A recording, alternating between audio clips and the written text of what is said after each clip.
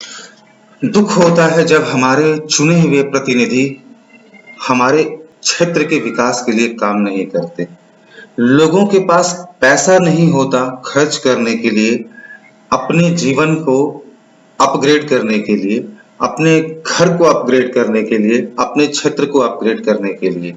और हमारे चुनिंदा लोगों के पास फंड होता है, पैसा होता है, तो या तो वो उसका सही इस्तेमाल नहीं करते या फिर सही से इस्तेमाल नहीं करते। जी हाँ, मैं बात कर रहा हूँ हमारे द्वारा चुने गए प्रतिनिधियों की, चाहे वो वार्ड मेंबर हो या पंचायत समिति हो, चाहे वो मुखिया हो या सरपंच हो या फिर माननीय विधायक हो या सांसद हो। मैं आज आपको एक किस्सा सुनाने जा रहा हूँ जो कि 85 बहादुरपुर विधानसभा क्षेत्र से संबंधित है और यहाँ के जो हमारे विधायक हैं माननीय मदन सहनी जी, उनके बारे में बताने जा रहा हूँ। हर विधायक को बिहार में प्रत्येक वर्ष 3 करोड़ रुपए मिलते हैं लोकल एरिया डेवलपमेंट के नाम पे, उनका ऐच्छिक कोष होता है। हमारे माननीय विधायक मदन सहनी जी को भी 3 करोड़ रुपए मिले विगत 2 वर्षों में। हर वर्ष मिलते हैं, पिछले वर्ष भी 3 करोड़ मिलना था, इस साल भी 3 करोड़ मिला है, लेकिन पिछले वर्ष 2 करोड़ रुपए इनको कम मिले थे जो कि कोविड फंड के नाम पे डिडक्ट कर लिया गया था। यानी कि पिछले वर्ष इनको 1 करोड़ रुपए मिला और इस वर्ष इनको 3 करोड़ रुपए मिले और अभी तक उनको 4 करोड़ रुपए मिल चुके हैं। और अब मैं आपको बताता हूं कि अभी तक उन्होंने कितने खर्च किए हैं।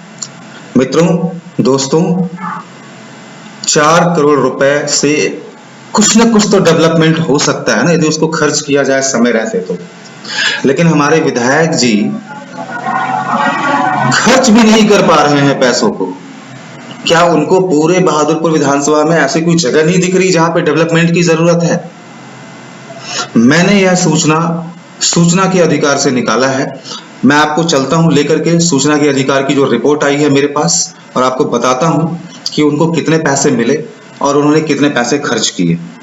ये देखिए, ये है जो जवाब मेरे पास आया है, आईडी संख्या 3/22, जिस पे मैंने डिमांड किया था, कुछ क्वेश्चंस पूछे थे और जिस पर उन्होंने बताया है कि 22-23 हेतु 3 करोड़ रुपए की राशि आवंटित हुई है और 21-22 में 1 करोड़ रुपए आवंटित हुए हैं। यानी कि अभी तक उनको 4 करोड़ रुपए मिले हैं और जिसमें मात्र 27,11,885 रुपए का खर्च हुआ है।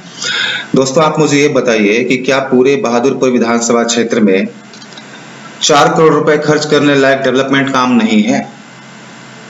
है ना? तो फिर क्यों नहीं हुआ? चक्कर पता है क्या है?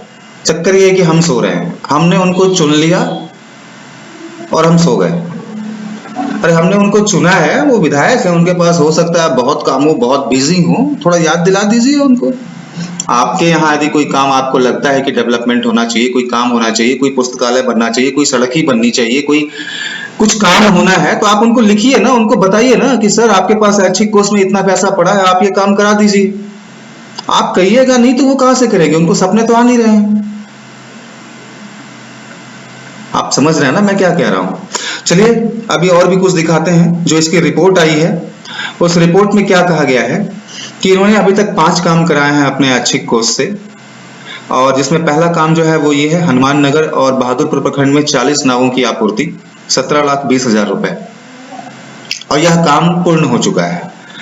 उसके बाद फिर अगला काम जो है, बहादुरपुर प्रखंड के पंचायत खराजपुर के नवटोलिया में प्रभात तारा स्कूल से मुकेश पासवान के घर तक का नाला निर्माण, 6,64,000, अभी कार्य प्रारंभ भी नहीं हुआ है। और आप इमेजिन कर सकते हैं 2 साल निकलने वाले हैं और अभी तक कार्य प्रारंभ भी नहीं हुआ है।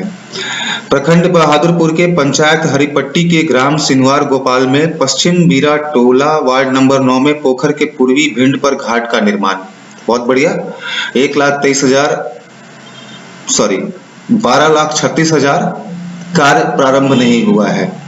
चौथा काम है बहादुरपुर प्रखंड के पंचायत खराजपुर के नवटोलिया में मुकेश पासवान के घर से नगर सीमा तक पीसीसी सड़क एवं नाला निर्माण, 12,87,000 कार्य प्रारंभ नहीं हुआ है। और बहादुरपुर प्रखंड के पंचायत ओझौल के बागमती नदी के पश्चिमी भिंड पर घाट का निर्माण 11,76,000 कार्य प्रगति पर है। यानी कि इन 5 कार्यों में एक काम पूरा हुआ है, एक प्रगति पर है, 3 हुआ ही नहीं है। कुल व्यय 27 लाख के आसपास, बजट 4 करोड़ रुपए। अब आप सोचिए कि क्या आपका हक नहीं बनता कि आप सवाल पूछें? तो पूछिए ना, क्यों नहीं पूछते हैं? अब इसी रिपोर्ट से एक और चीज उजागर होती है कि बहादुरपुर विधानसभा क्षेत्र में 2 प्रखंड आते हैं, एक बहादुरपुर और एक हनुमान नगर। माननीय विधायक जी पूरा का पूरा नजर जो है ना उनका, विधायक का, जो एक तो उन्होंने कुछ खर्च किया नहीं और जो भी खर्च किया वो सिर्फ बहादुरपुर में खर्च किया है। तो क्या हम ये मान लें कि हनुमान नगर प्रखंड में डेवलपमेंट की कोई जरूरत नहीं है? और यदि है तो वो क्यों नहीं करते? क्या हमने उनको वोट नहीं दिया? क्या वो हमारे विधायक नहीं हैं? क्या उनके ऐच्छिक कोष पे हनुमान नगर का अधिकार नहीं है? और यदि है तो उनकी नजर हनुमान नगर पर क्यों नहीं है? ये जवाब तो उनको देना पड़ेगा और करना पड़ेगा। दोस्तों, यदि आपको लगता है कि ये वीडियो काम की है, जनहित में है, तो आपसे रिक्वेस्ट करूंगा कि आप मेरे चैनल को सब्सक्राइब कर लीजिए। आप जहां भी ये वीडियो देख रहे हैं उसे फॉलो कर लीजिए, ताकि मैं ऐसे ही जनहित में सूचना के अधिकार से माध्यम से निकाले गए सूचनाओं का प्रसारण आप तक करता रहूं और आपको पता चलता रहे।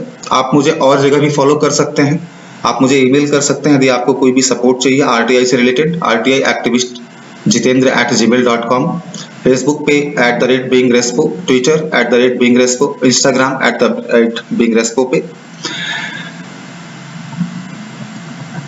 और मैं उम्मीद करता हूं कि आप निश्चित ही अब जागेंगे, अपनी जिम्मेदारी समझेंगे और सवाल पूछेंगे। डेवलपमेंट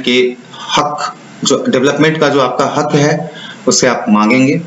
और आप यदि कुछ और जानना चाहते हैं, बताना चाहते हैं, पूछना चाहते हैं, यदि आप चाहते हैं कि मैं किसी और मैटर पे RTI लगाऊं, सूचना का अधिकार का इस्तेमाल करूं और आप तक वो जनहित में आप तक वो बातें बताऊं, तो प्लीज आप मुझे कमेंट करके बताइए।